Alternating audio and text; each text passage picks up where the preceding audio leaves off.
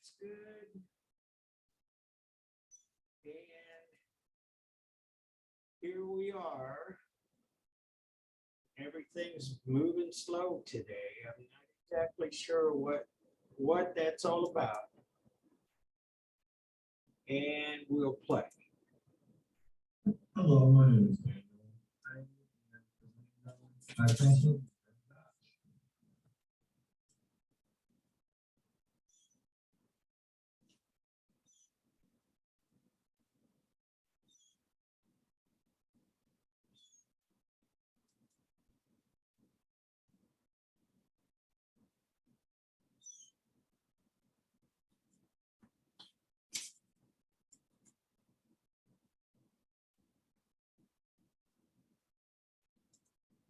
the high cross the high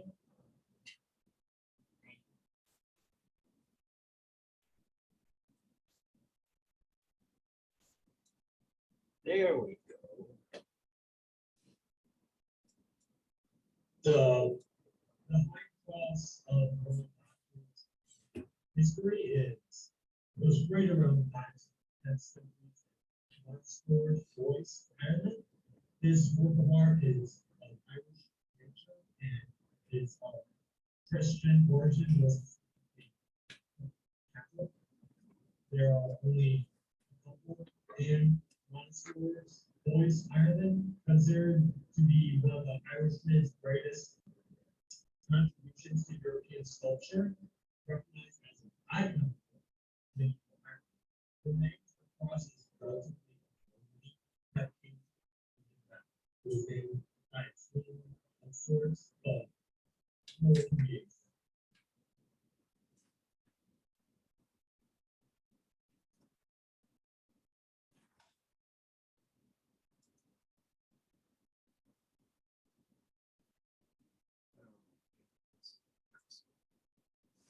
The material that we used to make this work of art was sandstone, and this got a height of 5.2 meters.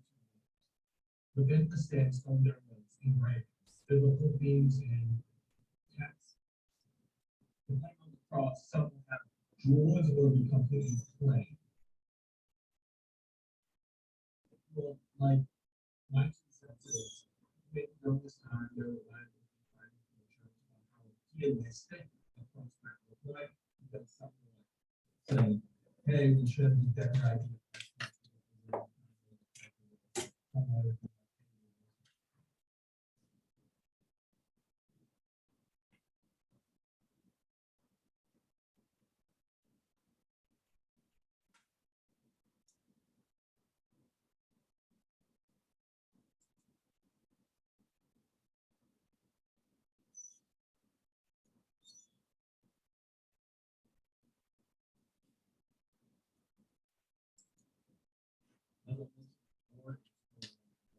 Century. You mentioned that it was finished being created, it was possibly used with monk ceremonies. Currently, the high cross is being withered away from nature. And due to that, they're concerned about, hey, can we move this into inside water support outside like it's not really how the high cross looks, or due to the nature, the high cross is going to be covered in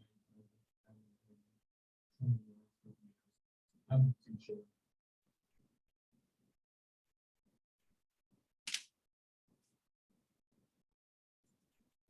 As I mentioned before, it's for the century. You mentioned that it was finished being possibly with monk ceremonies.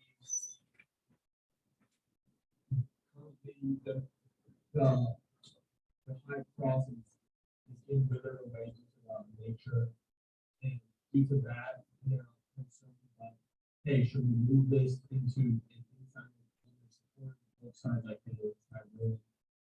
It's not really how the high cross looks, or due to the nature, the high cross is going to be favored away by I'm not too sure.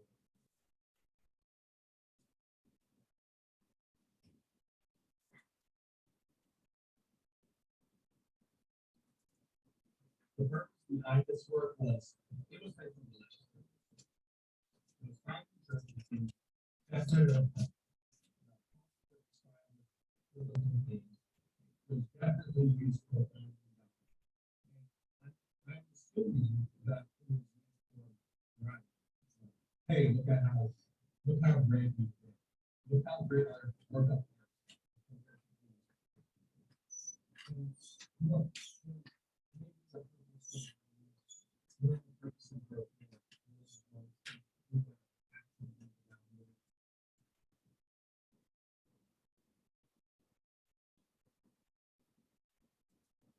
The purpose behind this work was, it was made for religious purposes. It was found in churches being separate or planned. That concept described with biblical themes. It was definitely used for family doctrine. And I'm assuming that it was used for right. Hey, look how great our workout was. And look, and maybe the purposes were used, maybe the purposes were for religious laws to do the activities around this.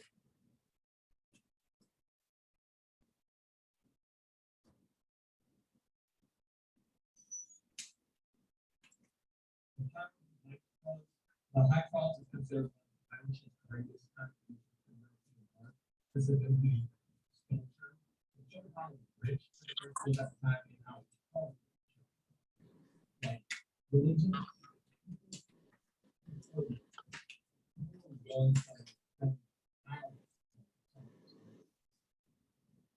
It just shows how important religion.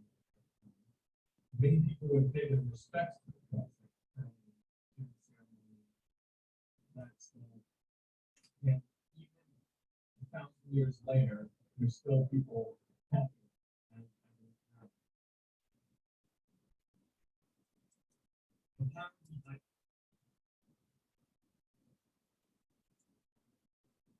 The belief system behind this cross was obviously Catholicism. Many Irish are Catholics. Was this was used in religious, ceremonial, and ritual purposes. The individual who created this artwork was most likely so let's be honest, no one's going to be like take time trying to build some giant crimes and like pay for this.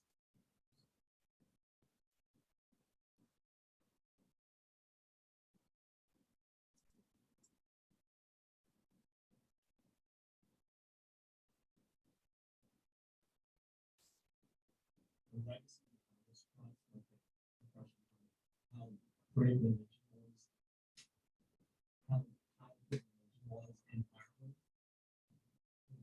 It left an impression of fine craftsman work. Many ponder what their original purpose was. Like, as I said before, religious purposes, but no one knows what stuff.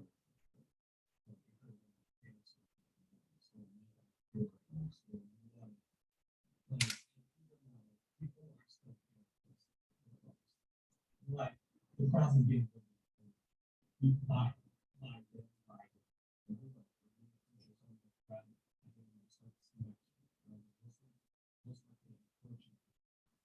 thank you.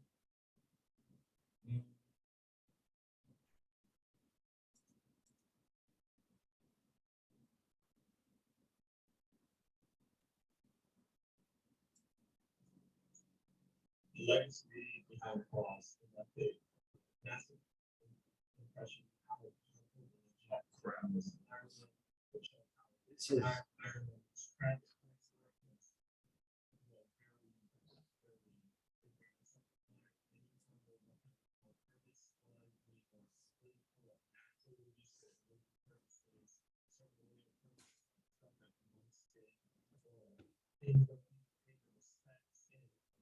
Even now, people are still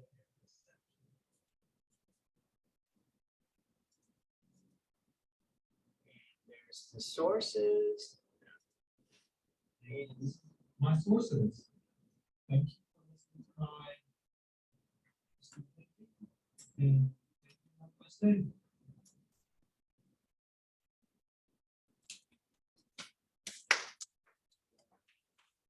On the slide from looking at. So any comments, questions,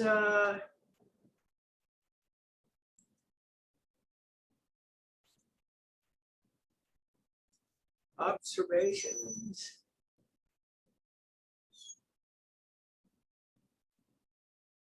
Well, I have a question, A question or eight? a question.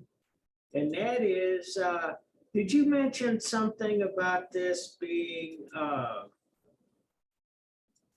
inspired by your own personal legacy of your own background and heritage?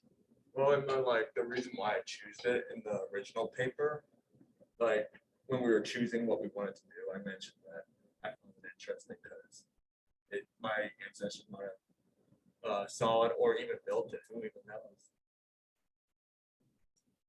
Okay, good.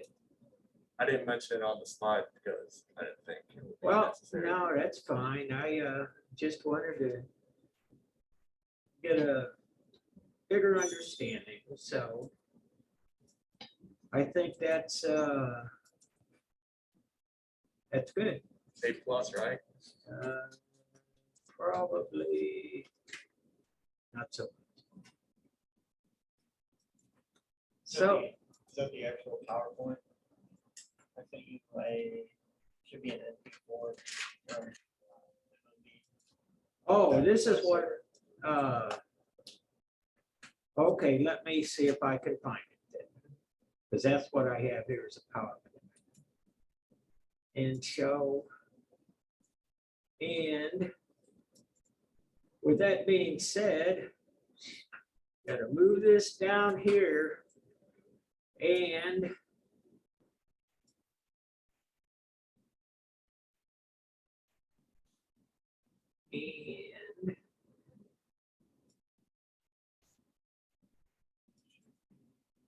that looks like it.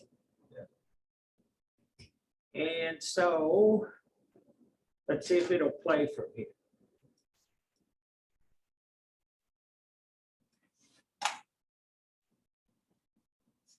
It's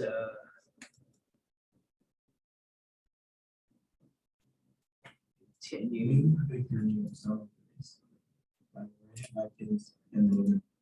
Okay, I gotta make sure I got the right screen now that I've kind of moved around here and it looks good. And so we'll play.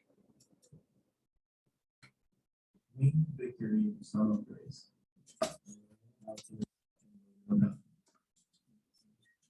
First depicts Nike, the Greek goddess of victory, and is believed to have been created sometime between 323 BC to 31 Common Era. This piece is carved in marble and was originally set in the sanctuary of the great gods in the island of San. As we will refer to her, is considered one of the greatest works of Hellenistic art. Works particularly recognized for their collaboration with the embodiment of other Greek statues. Hellenistic art was of a larger scale, and pieces were made to resemble living, breathing, and intensely emotive human or divine presence. At the time of its original placement on the statue was set atop the back, creating a dramatic sound. The purpose was to depict naval battles that original location was at the temple of the thus, it is no surprise that ships returned to the island paid respects to the glory after defeat. The statue of the goddess alone is large, 8 foot and 1 inch. The goddess's head, feet, and arms were never recovered. From the front left angle, I can definitely see the inspiration for the Nike logo. Her garments cling to her body as though they are wet, likely to go with the original placement on top of the body. case was excavated in 1863. In 1875, it was discovered that other remnants were in fact the bow of the ship on which she originally stood. Those pieces were later reconstructed and sent to the Louvre to add to the display. The source of the work remains unknown.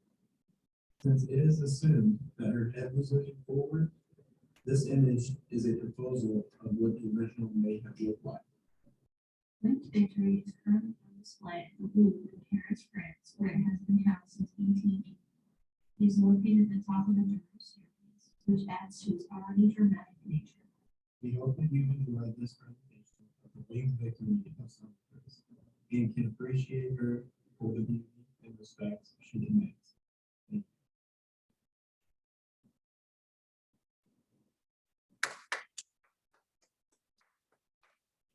you. And thank you. Any questions, any comments, any,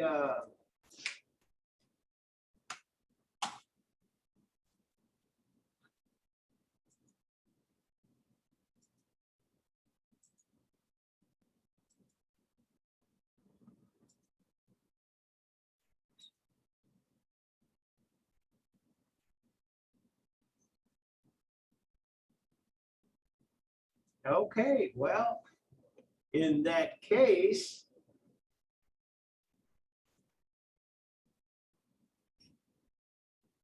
let's take a look at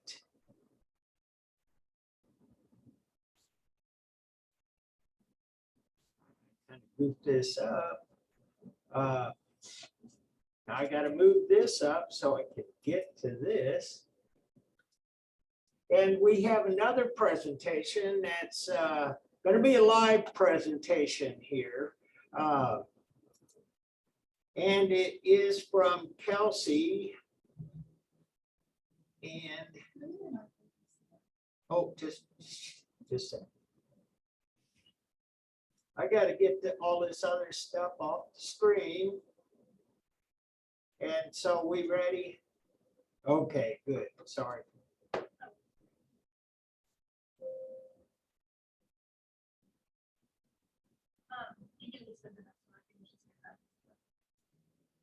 There it is.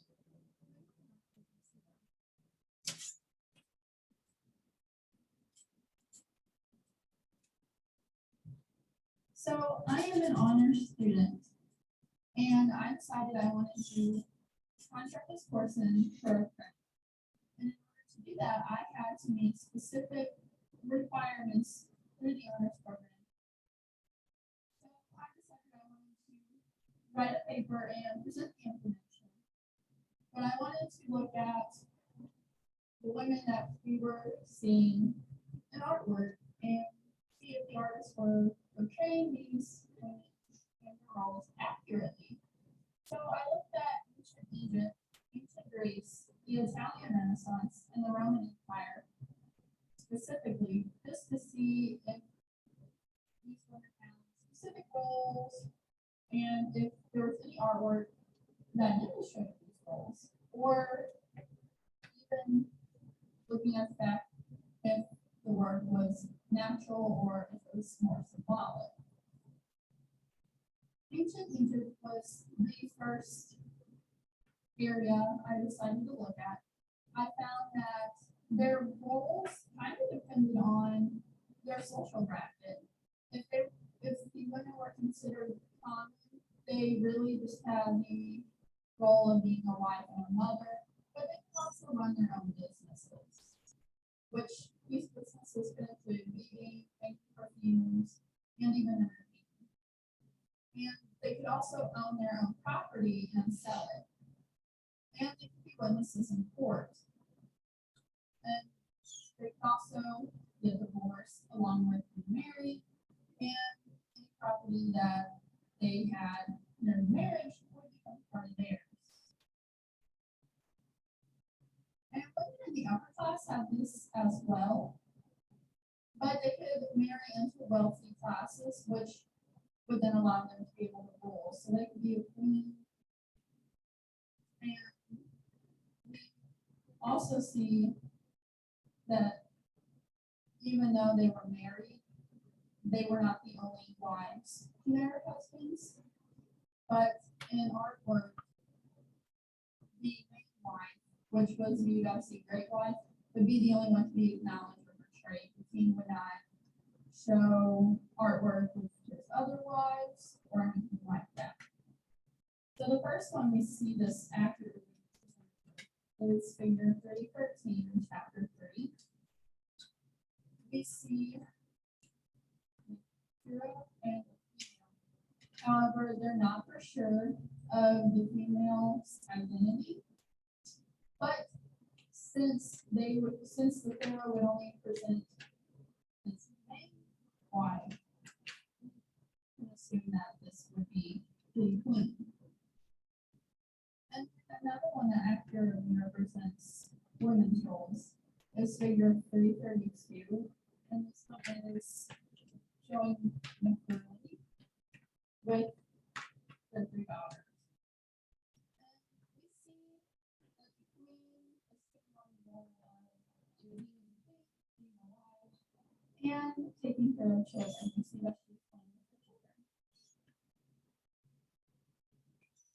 Area I decided to look at was ancient Greece. While the women in ancient Egypt had a ton of rights, this was pretty much the opposite for most of the women in ancient Greece. They couldn't vote, they couldn't own their own land or inherit, and they only had one purpose, which was pretty much to serve their husbands and their children. Spartan women were different. They actually could participate like men, and they also owned their own land. And they would sometimes work, although their work mainly consisted of being a prostitute or the shops. We also find that ancient Greeks believed a lot in, and we see this in their artwork. So the first piece that I wanted to look at is figure 5-6, Lady of Oxyra. We can tell that the belief of beauty is put into this sculpture because there's a lot of detail on her hair. And she also has a nice figure.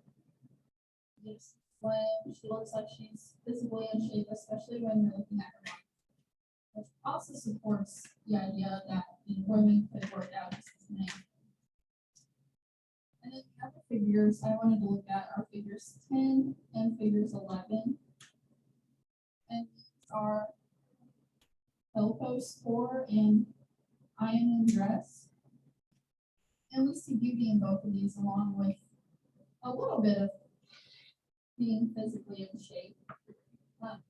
If you look at the detail in the dresses and their hair, they're well done.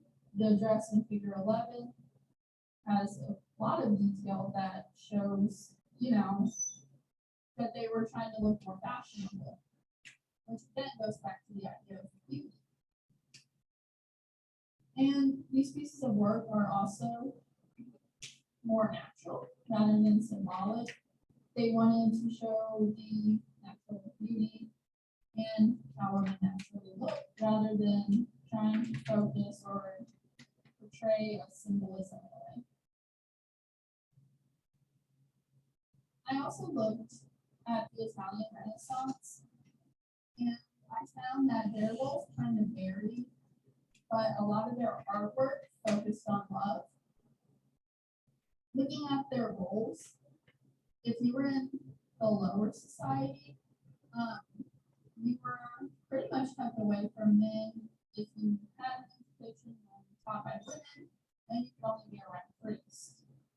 And you were also married at a very young age. They usually start marrying at 18. But they wanted their girls to be married before the age of 16. And they also used women to secure female alliances, especially with wealthier classes. So essentially, these women only had the rights of being a wife or a mother. And the first piece here, figure 20-11, portrays this idea. And this piece shows Giovanni with his second wife. But this piece is showing his marriage to her. You know, you can see the art is focusing on their love, they're getting married, and even though she looks pregnant in this piece, she's actually not. However, one could assume later on that they would eventually have a kid.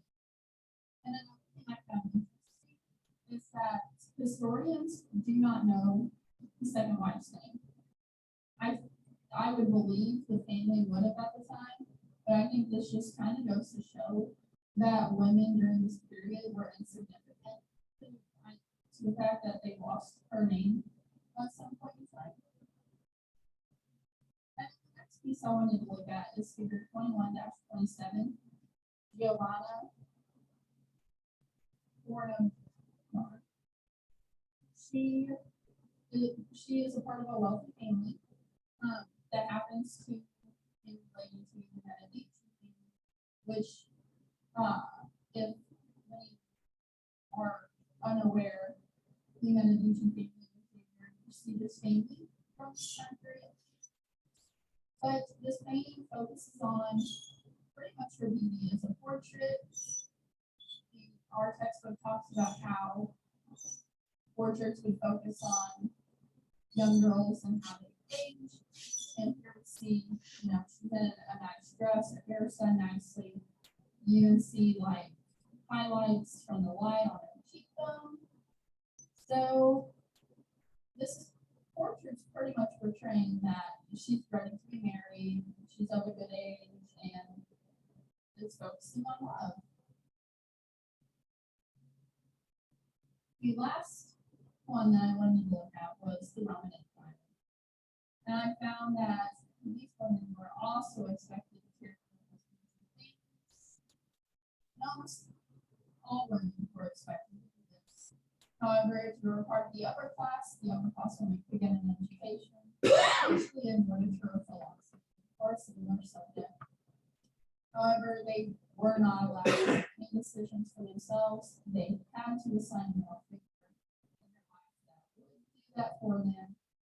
They could not control their own individual property, which is essentially why men were put in charge and helped assign.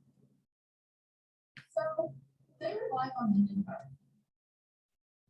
They could only be independent when their husband's side of the family passed away, or for some reason they released her.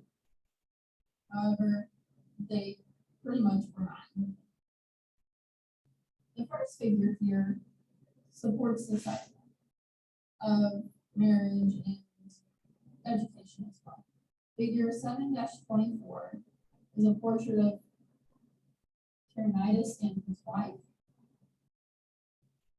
We see that it's a husband and a wife, so the husband is essentially most likely in charge of his wife. But we also see that his wife is holding a stylus, which is also essentially a pen. But our textbook talks about how this would have indicated that she was somewhat educated, which would also be accurately describing someone during this time. If they were of a wealthier class, they could be educated. And then the last piece I wanted to look at is figure 7-30. It's a panel of a woman holding children. Many historians don't know her identity. However, they believe she could be a goddess. We don't know if she's the goddess Alice, which means mother. Pax, meaning peace. Circe, who's the god of rain, or even Venus. However, they do believe the elements of earth, sky, and water.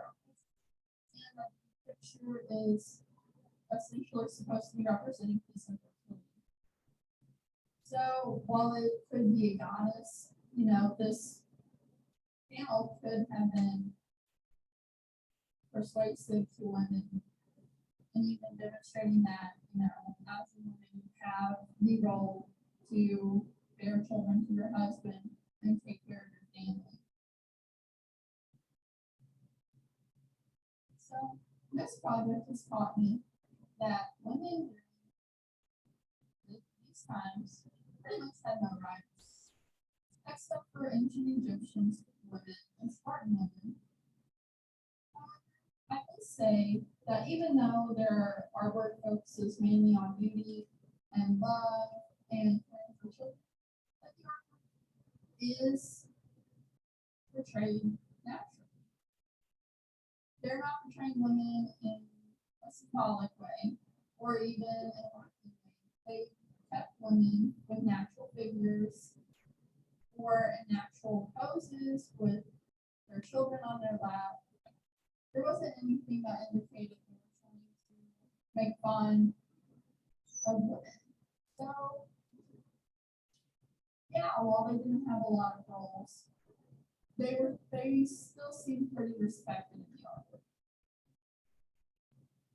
These are my references. Thank you for listening.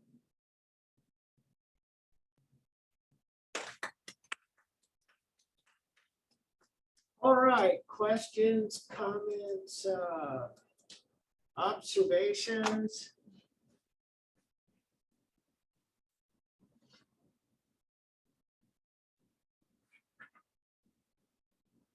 Well, then I got one that I want to, I got a question.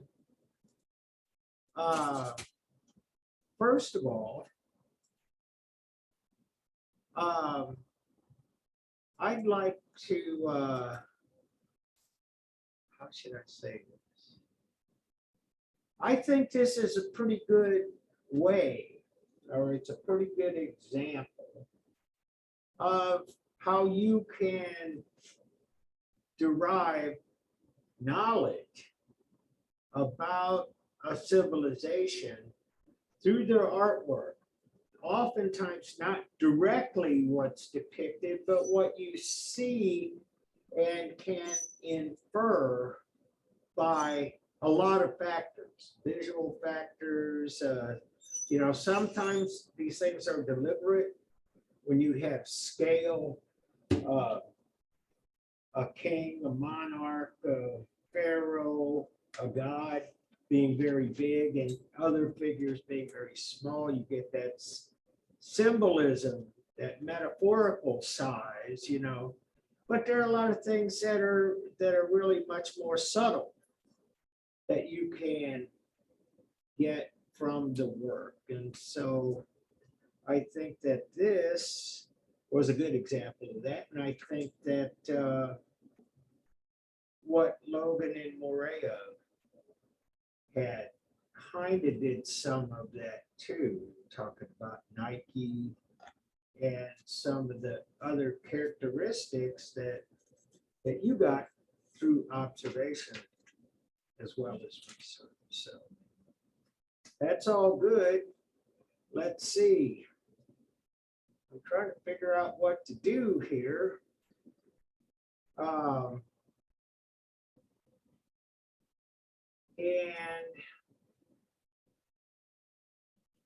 I think what I can do, I want to check something here because this internet's been running very slowly today. And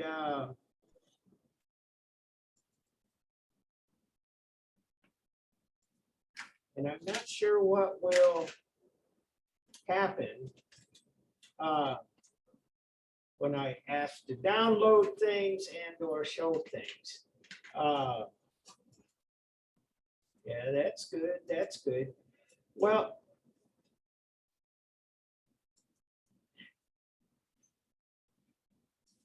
there are still a couple of cultures I want to address, albeit very briefly, because we're running out of class time here.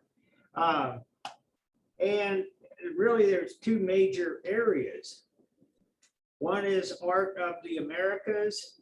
The other is art of Africa.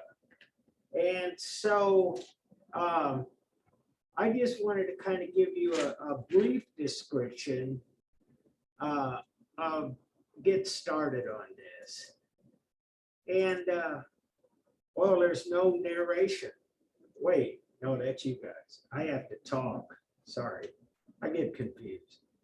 And so kind of what I want to point out, first of all, is that the way the book has handled the art of the Americas is really kind of interesting, and it goes by geography and cultural similarities. And so basically they talk about Mesoamerica first.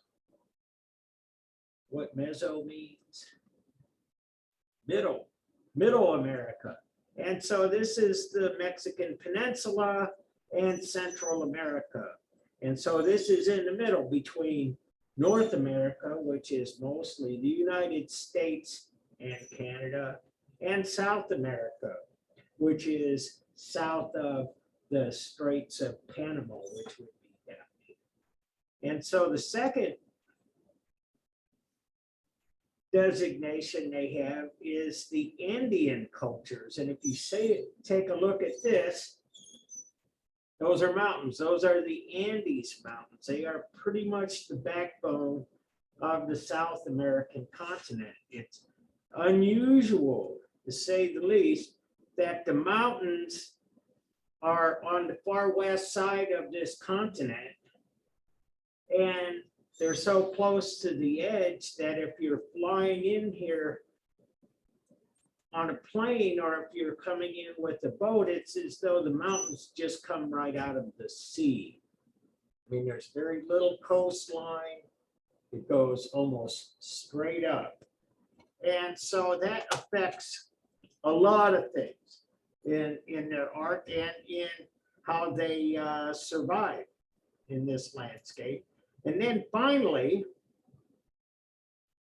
they talk about North America, Canada, United States, and they talk about the Mississippian culture primarily, and that's basically where we're at.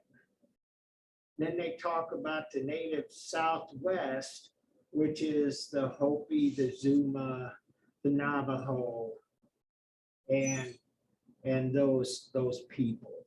And so, what? And so anyway, basically, like I say, and so Mesoamerica, if you want to put it in a big bucket that holds a lot of cultures, a lot of people just call this Aztec culture. Technically, that's not correct. There are many cultures in Mesoamerica, and there's something like 17 or 18 distinct and different languages spoken in this area, native languages. And secondly, oftentimes, even though their cultures are similar in a lot of ways, oftentimes they were at war with each other as well. And so I want to play you this YouTube video, and hopefully she'll give you a clearer idea of what this culture is about. Now I want to add to that she'll show a lot of artwork in this presentation, a lot of illustrations, a lot of drawings of different people and gods and activities and so on.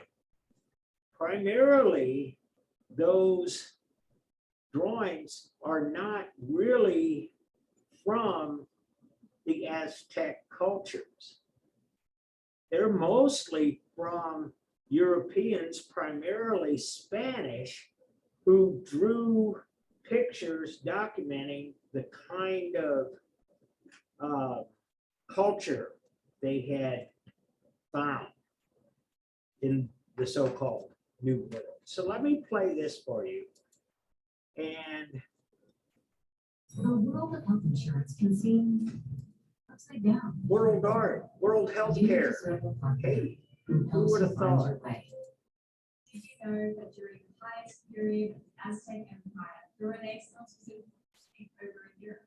Stick around to learn more about the Aztec civilization.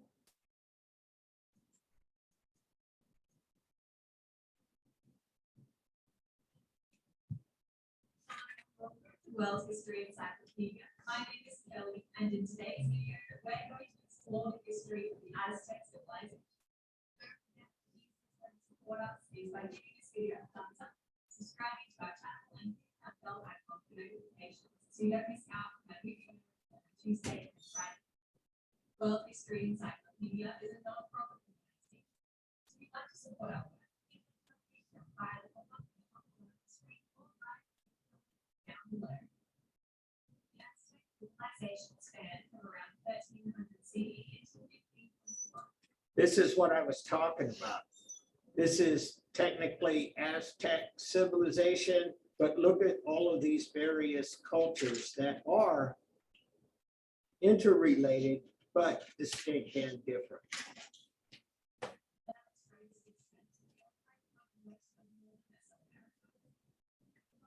To these peoples as Aztecs, which is where the name Mexico comes from. Aqua and Aztecs derived from the language Oaxaca, meaning people from Aztlan, which explains the origin of the cultures that came from northern Mesoamerica. Well, Ray, can you hear that properly? Okay. All right, let's get into the beginning of what would become one of the largest empires in Mesoamerica.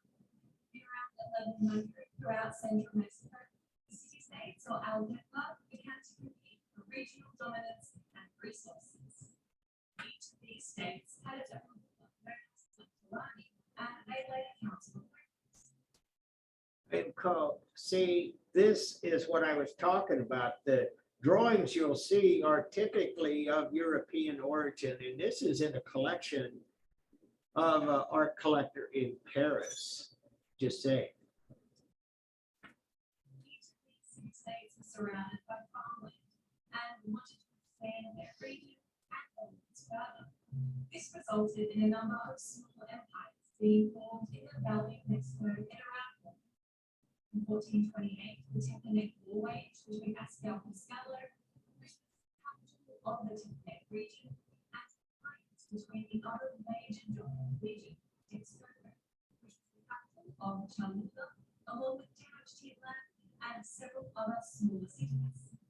The alliance of Texcoco and Tenochtitlan defeated the Azcapotzalco forces, and a triple alliance was formed between Texcoco, Tenochtitlan, and rebel Tepanec city.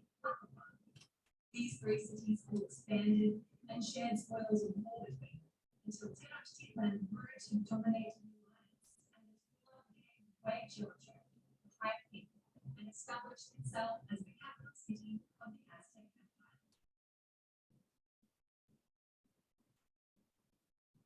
From then, the empire continued to expand and develop, and Tenochtitlan, which today is beneath Mexico City, came to house over 200,000 inhabitants, which made it. Okay. I'm going to say a couple of words here too. And this is a pretty good scale model of Techtlecon. Titcon. Can't say it. It's too hard. Bottom line is, it is the capital of the Aztec Empire, and it is right there where Mexico City is today. Today, Mexico is trying to excavate this city, and it's a major project. It's a national interest for them to do that. They are finally embracing their Aztec past. Problem was, and I'll run this back just a tiny bit, because it had an illustration here that I want to point out. Right there. Lake Texcoco. And this is where they started building, and you can see it started on an island But what they did was, you see those little green blocks, they kept adding on to the island. And that presents a lot of problems in their excavation, because it was basically built on a lake, and they would build it like in sections, of like maybe 500 feet by 500 feet. And they'd add on to their city. They liked the idea that they were on an island because it helped defend them from invaders, because they'd get out there by boat. And you see here, and I'll move this back to where it was.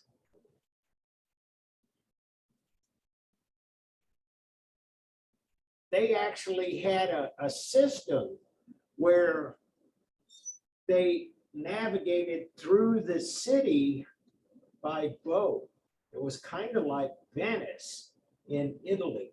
And so anyway, it's a really difficult thing to excavate this, because they get so far deep and then everything starts filling up with water. Second thing is that the actual city of Mexico City is on top of it, and sometimes things are on top that they don't want to tear down, like skyscrapers.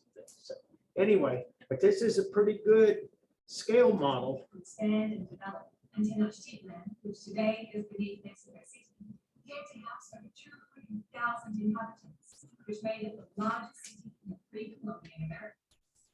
It was both the religious and political capital, as well as a center for trade, in which they exported goods like gold, turquoise, cotton, pottery, tools, weapons, foodstuffs, cacao beans, and slaves.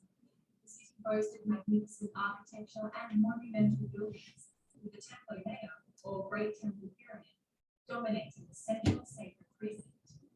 It was an island city which was uniformly designed with canals and a grid formation, which was divided into 4 quadrants. How did the empire stay together? Well, a number of different factors contributed to the integration of city-states, including intermarriages, the giving of gifts, building monuments, and creating artworks which promoted the Aztec imperial ideology. And most important, the ever-present threat of the military intervention in surrounding regions. They engaged in warfare to squash rebellions, to acquire territories and resources, and in order to honor their gods, not only for victory, but to collect sacrifices. Warfare was a fundamental aspect of Aztec culture, and all males were respected. Want to point out something here, and it has to do with the final quiz. I want to kind of point this out. This is an Aztec jaguar warrior, and they have eagle warriors too. And this idea of having hybrid animal humans is something that actually exists here. And you saw they had built pyramids as well. There's a lot of similarities between Aztec culture and what we see in antiquity in other places of the world. And so, Aztec warriors were trained from a young age and were taught to master weapons and tactics. The Aztecs also had warriors known as the eagle warriors and the jaguar warriors, who were a part of the military elite and were prestigious military groups. The jaguar warriors wore jaguar skins and helmets with fangs, whilst the eagle warriors were dressed with in feathered suits, complete with talons and a neat helmet. The social standing was split with the local rulers at the top, then the nobles, the commoners, the serfs, and then the slaves. Although the social hierarchy was fairly rigid, there is some evidence of mobility in the lower classes of society.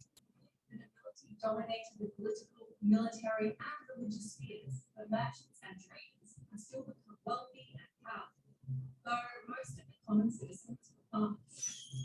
Many of the slaves were people who were conquered by the Aztecs, or people who had gotten into a bit of debt and had to sell themselves as a commodity. But slaves did have the option to buy their freedom if they had the means.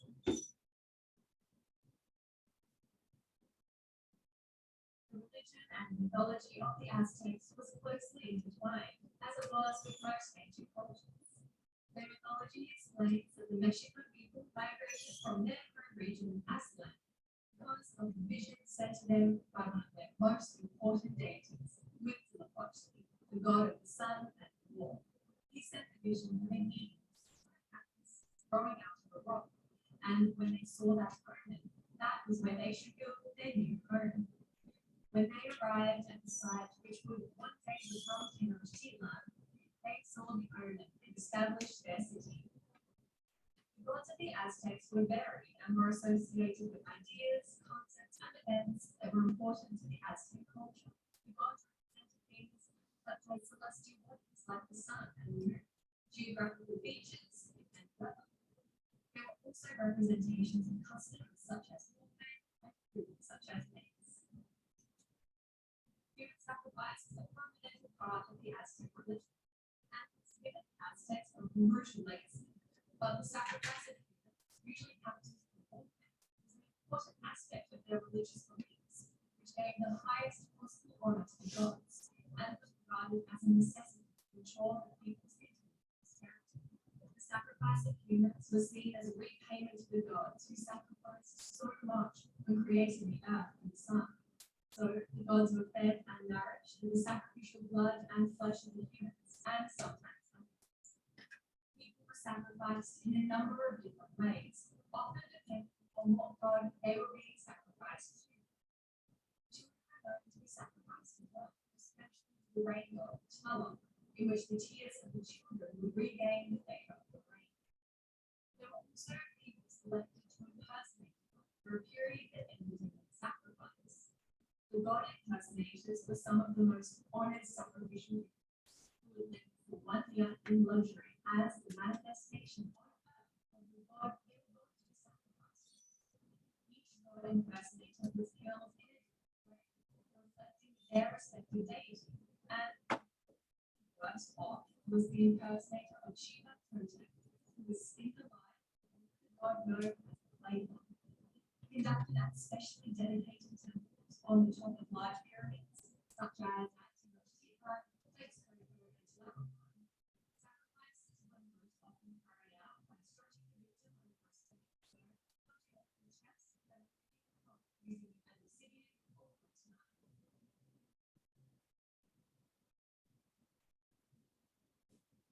The Aztecs were particularly skilled in the art of metalwork, although much of it was melted down to be reused, so very little remains. Small pieces of gold jewelry, such as earrings, necklaces, and pendants, have been discovered, which were A little point of clarification. She said that they were really skilled in metalwork, and that is really true. They made many things of gold. And in fact, they had a lot of gold, and it's what the Spanish were interested in. And they did melt it. She said it melt down for reuse. It was melted down to take back to Spain. And there's still, even almost 500 years later, still finding sunken treasures in the Caribbean Sea of some of the gold that these guys were hauling away. And so that was kind of trying to be nice about it, but bottom line was a lot of it was looted and plundered. fraction of what the Aztecs recreated. A better survivor of Aztec artistic skill was their sculptures, often made of wood or stone, and depicting their numerous gods. It was believed that statues of gods needed to be fed with blood and precious stones. Small sculptures of local gods and agricultural deities have been found, the common figure of these being the upright female figures of a maize deity. The Aztecs held materials such as green feathers from the Quetzalcoatl and turquoise in flavor, both of which were often used in mosaics. They were also skilled in producing ceramics, which were typically thick walls and well proportioned, and with geometric designs in metalwork and flora and fauna. Both the art and architecture of the Aztecs had several uses, the first being representations of important aspects of their religion, and the Second, as a way to reinforce their military and cultural dominance. The domineering architecture and imposing frescoes reminded those who had been conquered by the Aztecs of the wealth and power of their empire.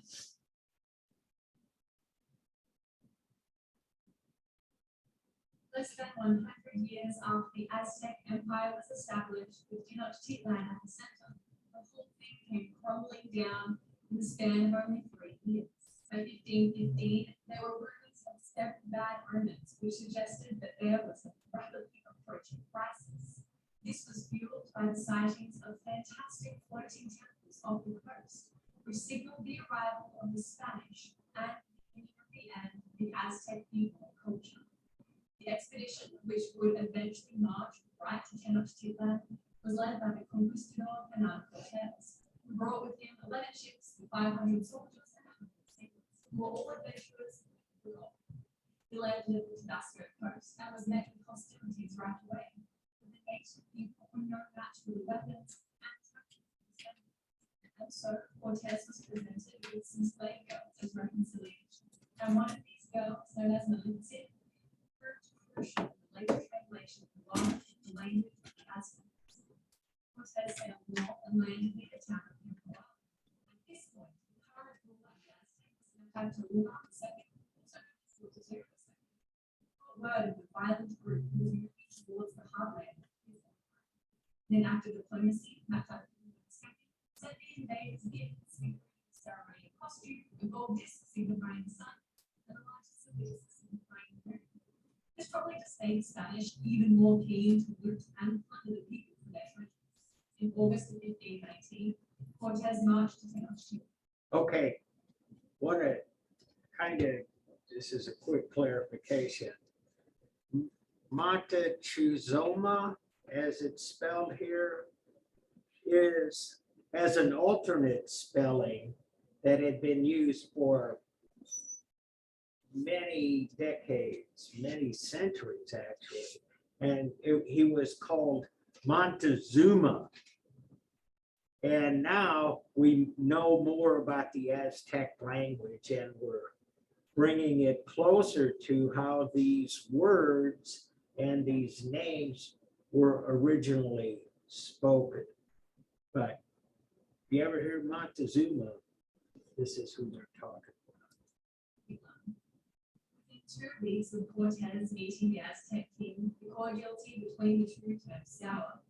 We only have Spanish texts to go off, which were undoubtedly biased in their depiction of Moctezuma II as such a passive figure.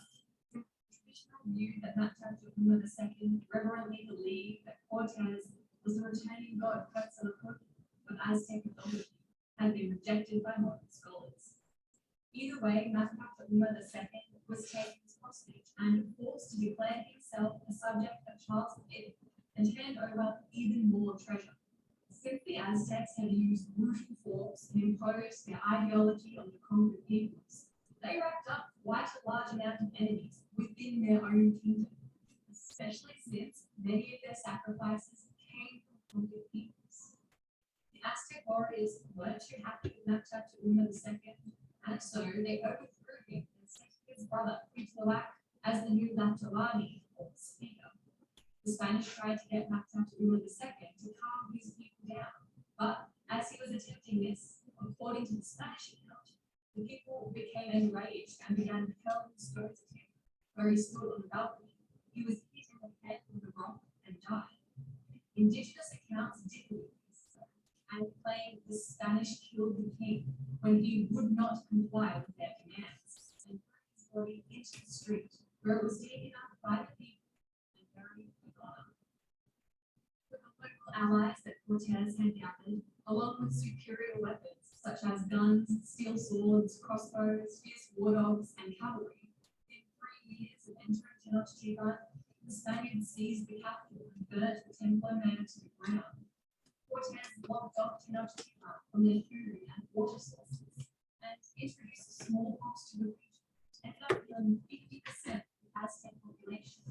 And on the 13th of August 1521, the Aztec Empire fell to the Spanish, who then enslaved the survivors. Yet the Aztec civilization lives on. Many Mexicans are descendants of Aztecs, some still consider themselves Aztecs, and Huatl is still spoken in some parts of Mexico. Mexican culture is still influenced by the Aztecs. The modern Dia de los Muertos, or Day of the Dead, combines Aztec and Afro traditions, and much Mexican food traces back to the Aztecs too. The Aztecs are considered one of the greatest world empires. Do you agree? Let us know what you think down in the comments below. If you enjoyed this video, be sure to give it a thumbs up and subscribe to our channel so you don't miss out on our new videos every Tuesday and Friday. Okay. So This video was brought to you by Wells History. what I'm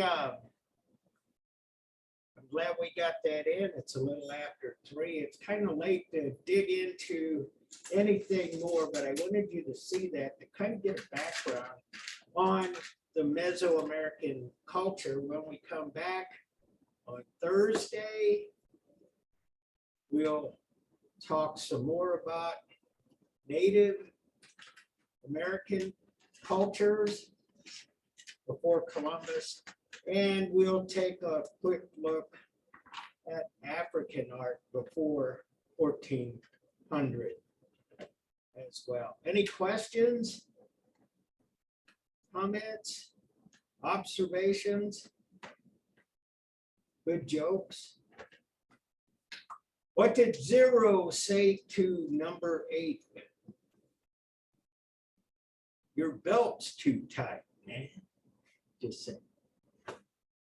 Okay, well, thanks for everything. I'll see you guys Thursday. And Daniel, you could either let me borrow that jump drive or wait a few minutes, and I have a jump drive. I'll just copy it on. Okay, good. And so, in meeting, see you guys later.